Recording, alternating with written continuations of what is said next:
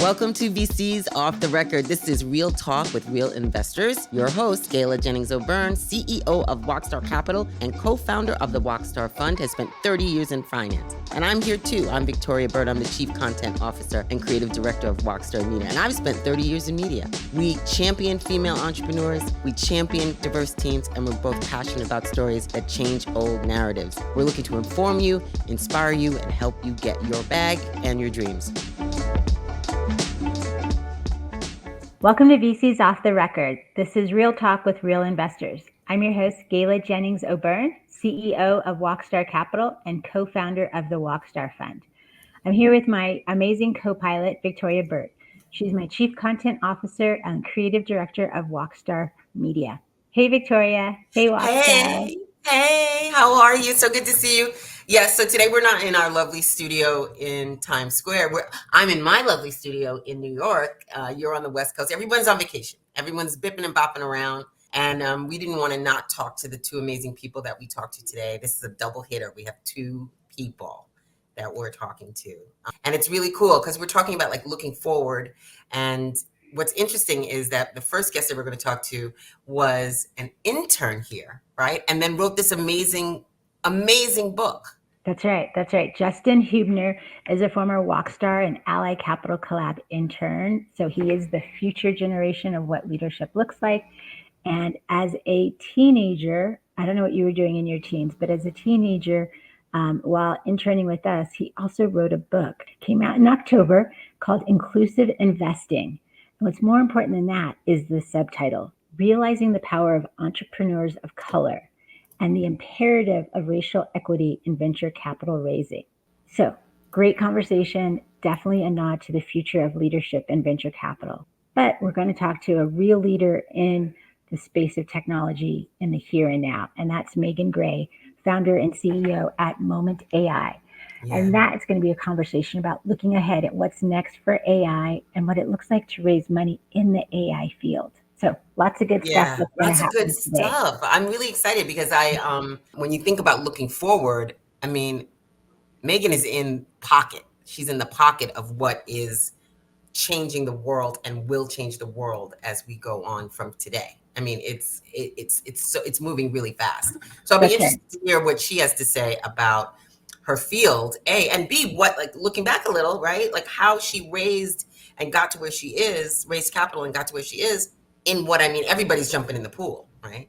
So that's right. Yeah, she's going to demystify. She's going to break it down for us. She is a real inspiration for other entrepreneurs. And so that's why I really wanted her on this call. Likewise, on the other side of that, she's also making a lot of investors excited. So I wanted to make sure that our listeners and viewers also got to hear about that, because I think as she keeps building her company, I want more people to know about it so they have the opportunity to participate in her success. Wonderful. All right, so let's get to that part. We're going to take a little break first, and then you'll come back. I think you're going to see Justin first. This episode of VCs Off the Record is brought to you by Wocstar Ghetto Film School Entrepreneurial Academy. Everyone, I am so excited that you're going to get to meet Justin Huebner. He's out on the West Coast. He's at Stanford. He is a former Wocstar Capital and an Ally Capital Collab intern. He's recently written a book, came out just the end of last year, called Inclusive Investing, Realizing the Power of Entrepreneurs of Color. And the subtitle, I want to make sure everyone gets this, the subtitle is The Imperative for Racial Equity in Venture Capital Raising, because it is an imperative. And so with that, I want you to meet, and I know you're going to fall in love with the same person I have, Justin Huebner. Welcome. Thank you so much for having me. Thank you, Justin. Thank you so much for joining us.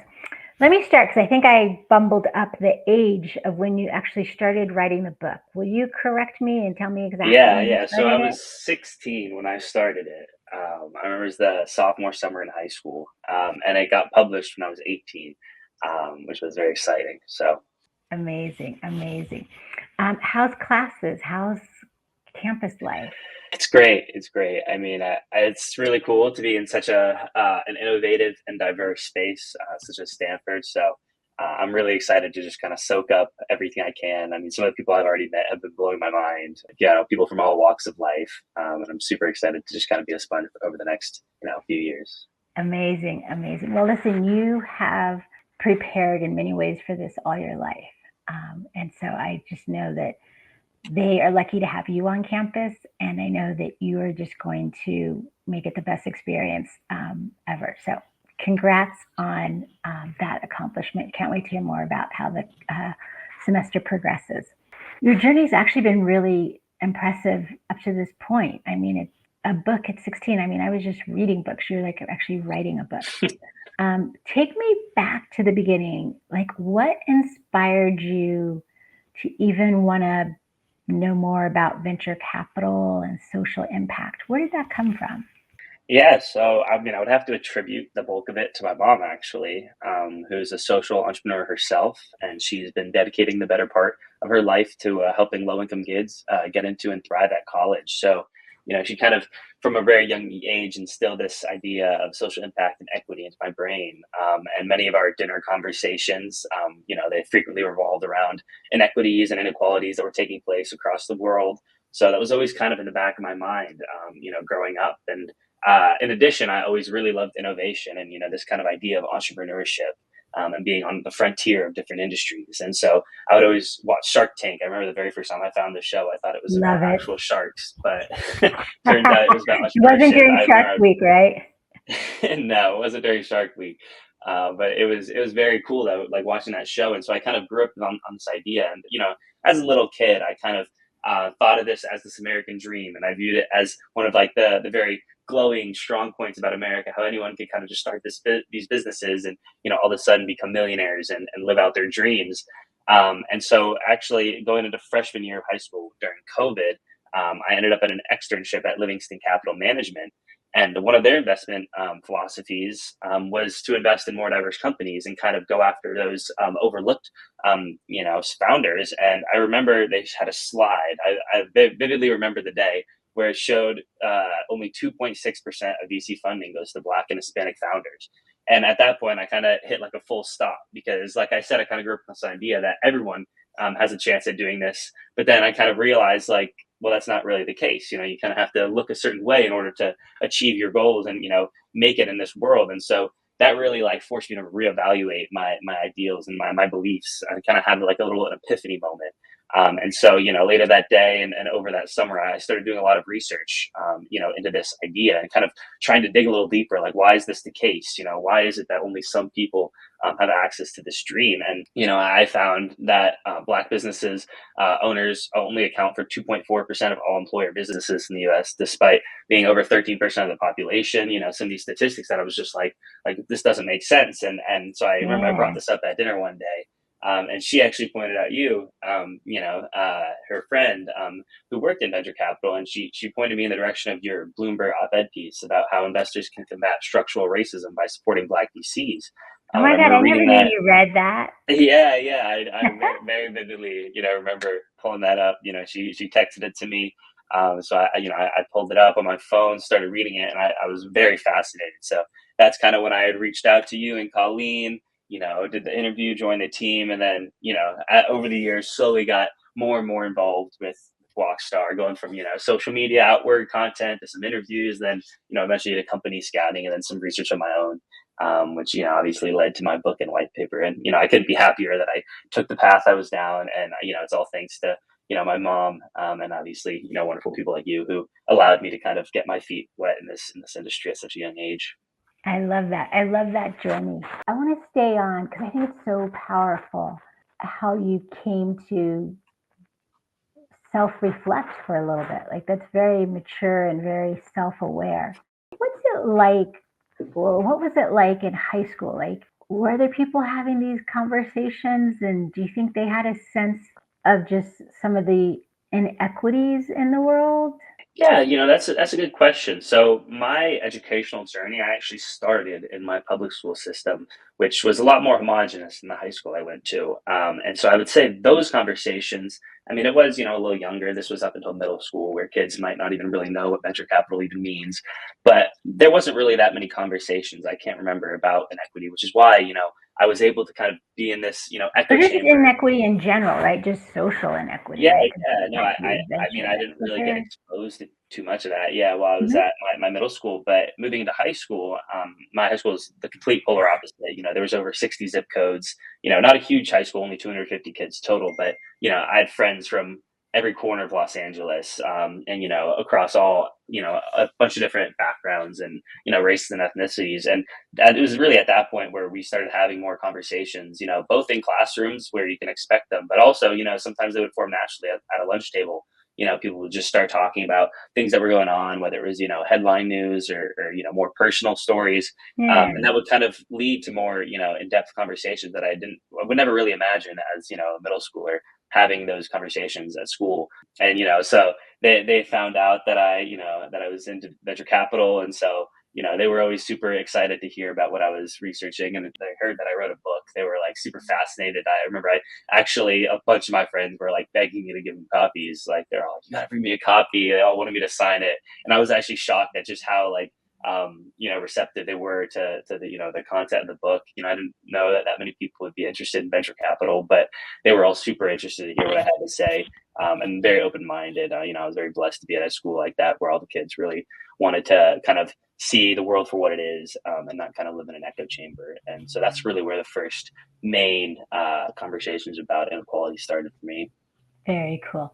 And I love that these conversations were happening at the dinner table because it's giving you language and a voice that you can take out into the world, right? And you can have these For sure. macro conversations like through your book, and you can have micro conversations in the cafeteria. Like it's pretty cool. Hmm. Your internship at Wocstar, what was maybe the most eye-opening, or what's a takeaway? I don't know, maybe it was like looking at some of the startups and their pitches. What was an interesting thing for you that you remember from your internship?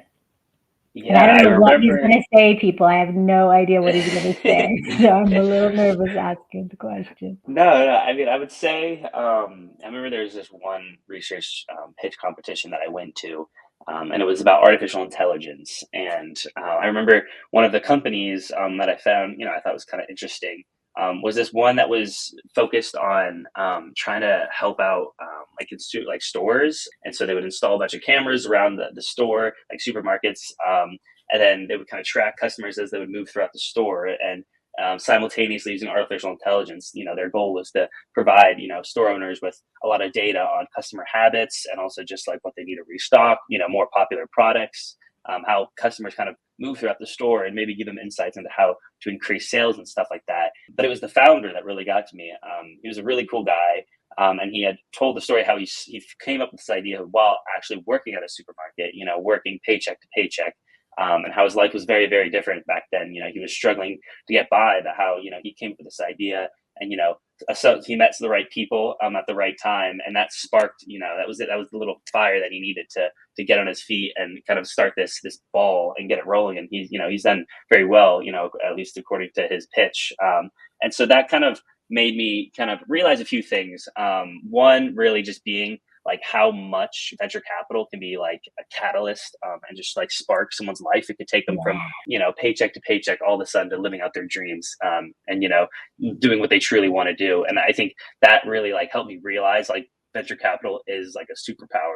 It's like, it's very strong stuff that we're working with. Yeah. And, And so, it's a key engine to the economy oh my God, definitely. I and mean, wealth yeah, it's creation. It's for sure. critical. No, totally. It's critical. I love that. I love that you enjoy the entrepreneurs and the stories behind the entrepreneurs and what they're building. So I love that that was a great takeaway for me from your internship at Wocstar. Your book, Inclusive Investing, people can find it on Amazon. I encourage everyone to buy it. Tell us a couple of key takeaways from the book. Any data you want to share? Any Yeah. lessons people Of course, of should course. take Yeah. away? So the book is really just a big hodgepodge of everything I learned while working at Wocstar and all of the supplemental research I was doing. And the ultimate umbrella that I want people to kind of take away when they read this book is the true win-win proposition nature of investing in more diverse companies. and also investing in venture capitalists, more diverse venture capitalists. Because what I tried to paint in this book was it's actually two layers, right? So you have the venture capitalists who are distributing their money, and ideally they'd be distributing it to a full range of companies of all diverse backgrounds. But there's also the institutional investors and the high net worth individuals that are pouring money into the venture capitalist firm. And so that's kind of where my white paper research came, because there was a lot of research on that first part where venture capitalists were putting their money, but there was less research on how venture capitalists were getting that money. And so that's kind of where my white paper started. And I really wanted to paint the win-win proposition of this, because a lot of people view it as charity work. They view it as kind of a donation, but I wanted to really try and drill in this idea that's a complete fallacy. I mean, for multiple reasons. I mean, I can get into kind of a little bit of philosophy. No, we want them to buy the book. Don't give it all away. Okay, of course, but I highlighted several studies in the book. One big one was from a Boston consulting group, for example, that found companies with above average diversity had 45% higher revenue from new products compared to companies with below average diversity, and companies with above average diversity had 9% higher EBIT margins than those with below average diversity. There's countless studies that I throw in here that all kind of point to this recurring pattern that when you invest in more diverse companies, you'll get better returns. And there's multiple reasons. I mean, another big one is this idea of kind of the untapped potential, because a lot of times you have a large portion of VCs going after this small little cluster of companies, that kind of remind them of themselves, the same colleges they went to, the similar race, the same gender, all that stuff. So they're really hyper focused on a small group, which if you think about it, if you imagine you're mining for gold or something, if this small area is really over mined, there's gold mines out there of just, companies waiting, to get venture capitalists, in their offices. And so I think that's a really cool idea that people might not realize is we're on frontiers, and you have kind of a lot less competition and a lot of very high demand in this kind of I love space. that. I love that. You just created a hashtag for us, or a tagline. Diversity equals a gold mine. All right, we are at time, but I want to ask one final question of you. Of course. Do you think you can make investing and finance a career move? Is it in the cards? So. Are we going to see more of you in this space? I think so. Yes, I absolutely do. I mean, going in, it was definitely something I was kind of exploring. I wasn't necessarily fully committed. I try and keep an open mind, but just being in this, industry for as long as I had and not getting bored with it, I think serves as pretty good evidence to me that it's something I could see myself doing for years to come and not get bored or, not get complacent in any way. I think this is definitely something that not only am I passionate about, but it's something I feel I can contribute to and make the world a better place. So, it's one of those things where I could definitely see myself in, the future. I see it. I see it for sure. And we need you. We need you. And we need, listen, it's not enough for me to just be female forward and be a champion for women of color and diversity and underrepresented founders. We need allies. And so I am so delighted that not only can I call you a friend, former intern, but I can call you an ally. And so I can't wait to see what else you do in this space to help advance the work. So thank you. I'm going to let you get back to class. Wocstar family, audience, listeners, we will be right back with our next guest and final thoughts.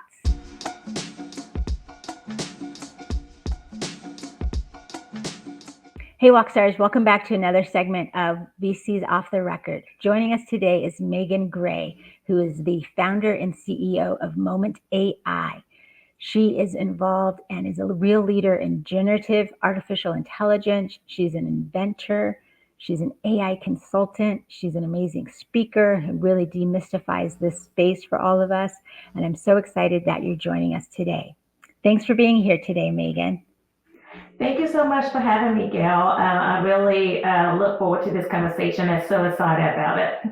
Awesome. Well, we just had a great conversation with a young gentleman who is at Stanford, who interned with us. And in many ways, I see him as the future of our space in terms of venture capital and investing.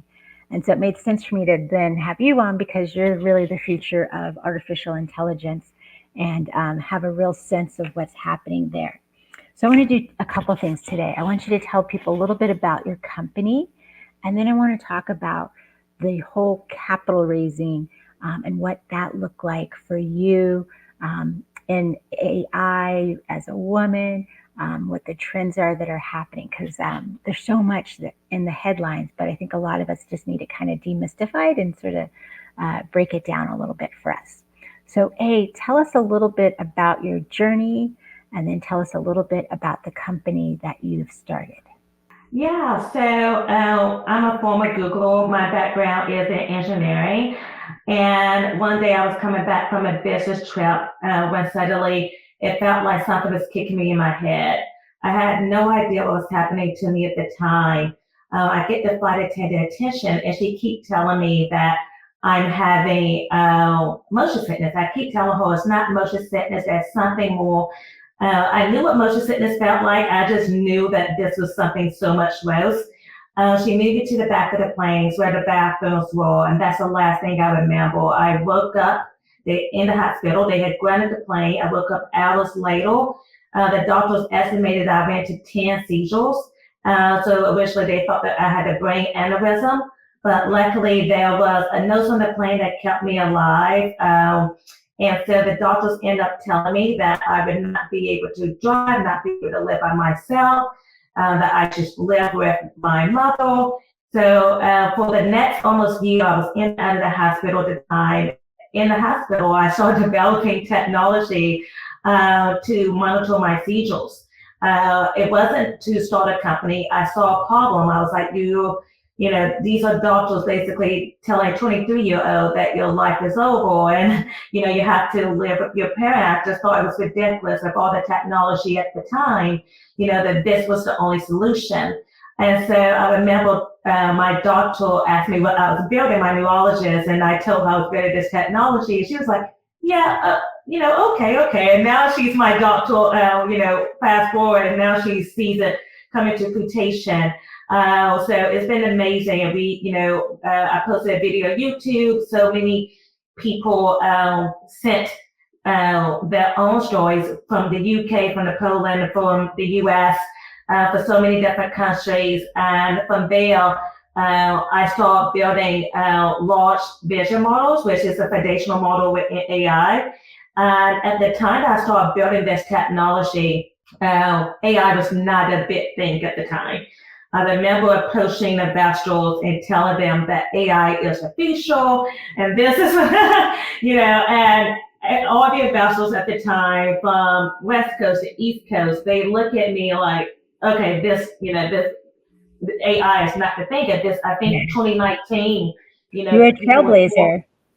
Yes, and that's, you know, like literally when you look at my first patent, it was 2019 when it filed, and most people just found out what AI was in 2023, you know, last year when the AI boom happened. But I remember telling investors during this time, like, this AI is going to be this big thing.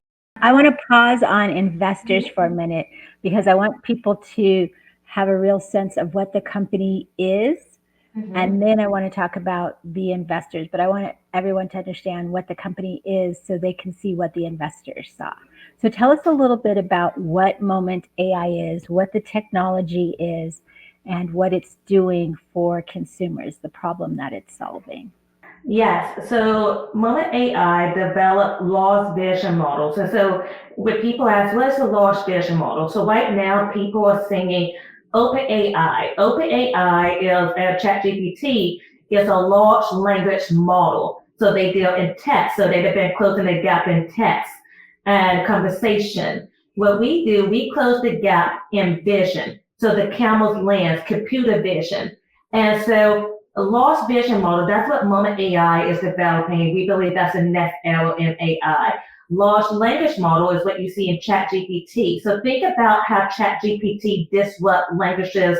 Now ChatGPT is in, you know, everything that you can go towards. There's a ChatGPT or somebody that tried to build ChatGPT lookalike, and this technology is everywhere. And we believe that the same thing is going to be the future in computer vision cameras, that Moment AI would be in all these different cameras. And what we're able to do, we're able to predict, monitor, detect different physiological disorders, which is health disorders, and behavioral disorders. And we're able to categorize these disorders. So we're able to say, okay, this person is having a seizure. Okay, this person having sudden cardiac arrest. Or, okay, this person needs to be evaluated by security a little bit more. This person is a threat to national security. So we're able to develop these different foundational models at a scale that they've never been developed at, because there was not enough data for large vision models. And so another one of the things that we was able to do back in 2022, I developed a data augmentation. It's actually what it's called. Now people know it as generative AI. So one of my patents is actually in data augmentation of biometrics. So when you see generative AI in text, which again, ChatGPT, you type in one sentence, they generate 1,000 different words for you on the point. We are able to do that with biometrics, and that can disrupt so many different industries because it closed this gap that was needed because there wasn't enough data to detect seizures, sudden cardiac arrest, because of HIPAA, HIPAA health regulations. There wasn't enough data because this is not public data. So Megan, I'm so curious about the application of this technology. Like, how will I and most people see this show up in the years to come? Yeah, so think about your home. So right now, the population is getting older. So there's a lot of baby boomers, they're getting older. So you will see this technology in these baby boomers' homes where they're able to be able to be monitored for these events like seizures, strokes, falling, sudden cardiac arrest, things that you tend to see in elderly people. According to the CDC, people that have 55 plus, they have at least one chronic disorder. And so a home note costs $3,000. Mama AI technology can allow this group of people to live independently and for a lot less money. And so that's one of the ways we plan on doing it, but also in your vehicle. And so in your vehicle, we are testing with automotive right now, where we detect, for all these different events, seizures, sort of cardiac arrest, and we're able to initiate self-driving technology for the car to pull over to the side of the road and call EMS. And the EMS can be en route with knowing what happened in that crash. So we provided more information on that standpoint. And so, and we also building models for other detection to be able to predict and provide EMS more information faster. And so those are some of the initial ways that you will see Mama AI technology. We plan on scaling from there. Megan, this is so exciting because you're right. When you think about population and medical moments and emergencies, to have this ability and technology to help detect that visually, right? Being able to look at those biometrics, being able to look at someone's face. Think about the school bus driver or the plane, the pilot on a plane. Like, this is really powerful. This is going to save lives. This is going to help in so many ways, like you said, in the home as well. So a couple more questions for you.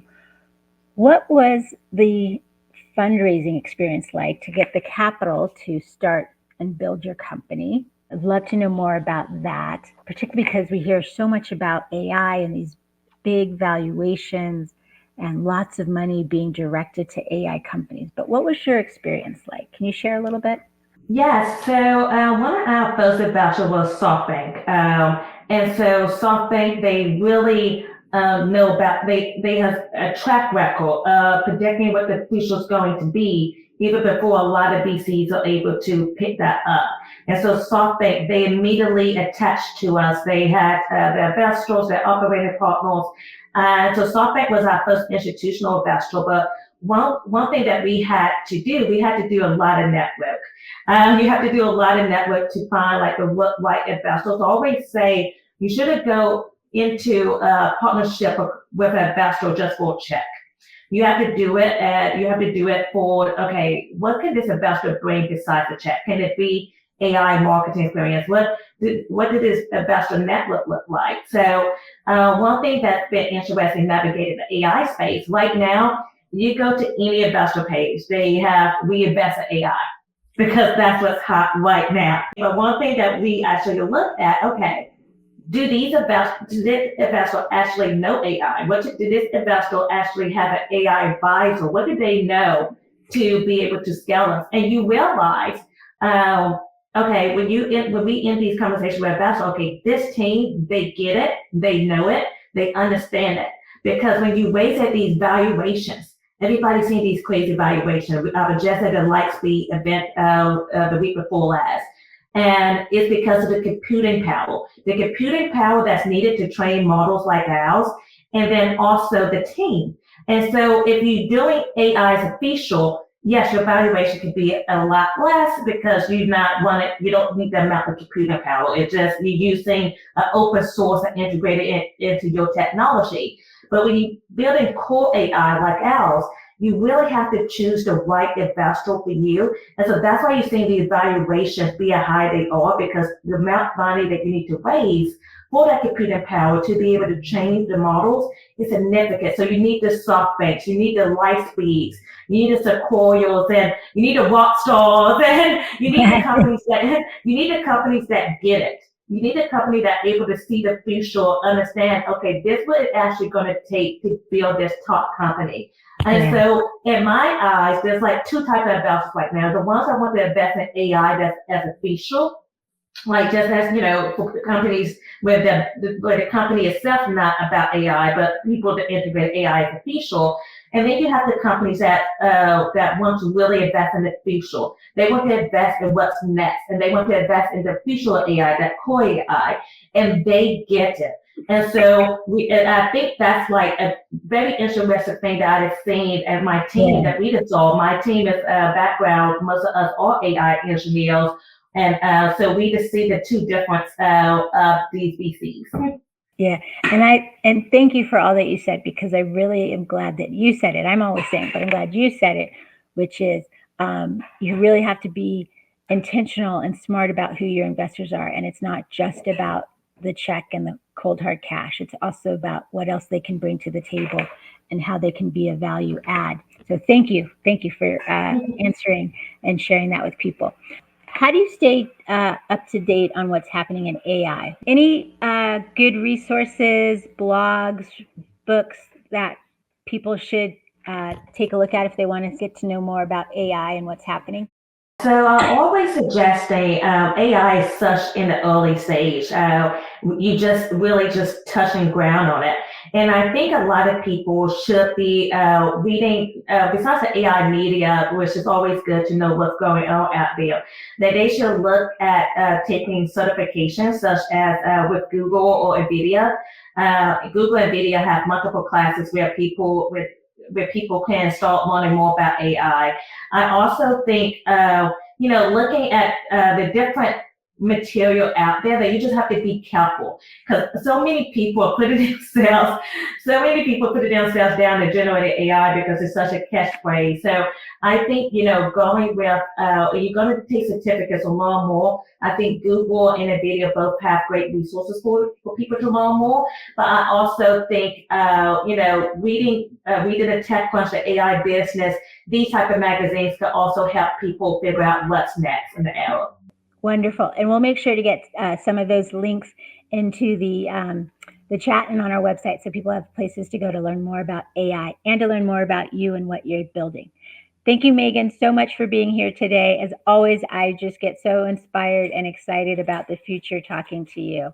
Thank you so much, Gayle, for having me. It's been a great conversation. This episode of VCs Off the Record is brought to you by Wocstar Ghetto Film School Entrepreneurial Academy. Hey, welcome back, Wockstars. So I hope you saw why I am so excited about the future. The youth that are coming up in it that really understand and have an appreciation for the market realities in venture capital and tech, like Justin Huebner does. Yeah. And then there's Megan Gray. I mean, she is one of a handful of women that are holding patents and building really cool technology in the artificial intelligence space. And she just happens to be a Wockstar, a woman of color. Just happens to be. Yeah, she's very impressive. They're both very impressive. And And they definitely are the future. Absolutely. They definitely are the future. And did you have any like final thoughts, any takeaway? Well, I love how Justin talked about the dinner table. We need more of these conversations. We need more conversations at the dinner table about how we normalize equity and equality. And they don't have to be hard conversations, right? Like they can be dinner table convo, right? We can do this without being divisive and putting tension into society. So that was a great takeaway. Yeah. And then it really got me thinking that if we want a different future, we have to be intentional about creating it. And that if we want an inclusive society, we have to make room and space for all. Yeah. You know, I'm always saying when people ask that, you know, why are you focusing on women of color? Because if we have a woman at the table, guess what? Everyone gets a seat at the table. Yeah. Yeah. I mean, I can go into like the competitive reasons, the economic reasons, the investment reasons, but at the end of the day, if we have a woman at the table, everyone gets a seat at the table. So that's why I'm female forward. But Justin reminded me of all of that. Which is really it was really, he was great. And I also thought Megan was interesting when she talked about the intentionality of choosing investors. You know, I thought that was really interesting as well. Gosh. I hope everyone heard that, because there's a lot of money swirling around, but not all money is the right money for you. And so I'm so glad she said it, right? I can say it 100 times, but having an entrepreneur as successful as her say it, I think it's going to really carry. So thank you, everybody. Come and join us for another episode of VCs Off the Record. Do check out Justin's book. We're also going to give you some more resources around AI so that you guys can get head smart on it, and more information about what Megan's doing. We all need to follow and support. See you next time, Wockstars. Stay fabulous. Thanks for hanging with us. This podcast was produced by Wocstar Media in New York City at the Podstream Studios. Be sure to follow VCs Off the Record on Apple and Spotify. We're also on Sheconomy, the State of Women podcast platform. Please consider giving us a good review or share it with someone. Let us know what you want us to talk about on our socials and our YouTube channel. You can find us at wockstar.com for all the information.